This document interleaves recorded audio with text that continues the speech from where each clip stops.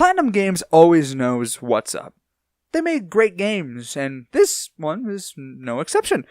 So with no fancy introduction or anything, today we're talking about the Nintendo Switch exclusive, Astral Chain. It's the internet's new favorite JoJo reference, and it was created just for like the best console right now. The Switch is killing it, and you can't change my mind. Astral Chain is an action hack and slash game by, like I said earlier, Platinum Games. I've played many Platinum games before, but I can say this game is a little strange. By the way, I never really go into the story, and this is no exception. That might change soon. I don't know, you know how this works though. It's me, I don't make long reviews. Anyway, this game is strange because there is one attack button. That button is ZR. Why? I don't know. But honestly, it works. And that's because of the legions. Or stands. Holy shit, is that a motherfucking JoJo reference? But anyway, the legions spice up the gameplay and keep it from being a ZR plus B simulator. B is dodge, by the way. The legions all have different abilities. You actually know all of the ones that will unlock throughout the game at the start of the game because of story reasons. I'm not going to explain, but you'll know. Each legion has a different ability that you can use either in or out of combat, but sadly, the only ones that people actually talk about is the Arm Legion because people see Star Platinum. And yes, I understand he punches fast, and yes, I get the joke, but god damn it, I fucking get it. Dude, what is Nintendo doing in the music department? I know in this game it technically wasn't Nintendo, but you know what I mean. Everything is just a banger. Recently everything is, from Fire Emblem to Link's Awakening. I even assumed Luigi's Mansion and Animal Crossing. They got this formula for music down, and it's amazing.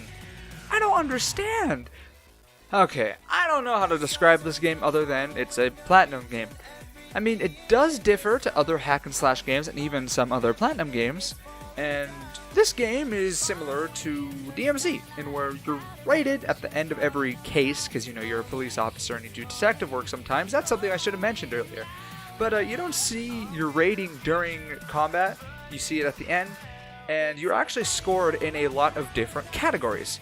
And surprisingly, taking damage doesn't actually worsen your score.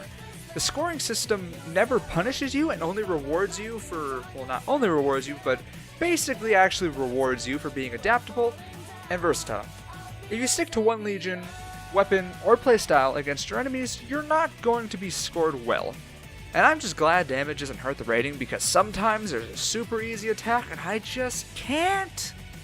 And since this game is on the Nintendo Switch, of course it has to have some motion gimmicks. And like any other game that was actually like early 2000s or something from what I remember from my childhood, it's got bits where like you feel like you're playing a completely different game.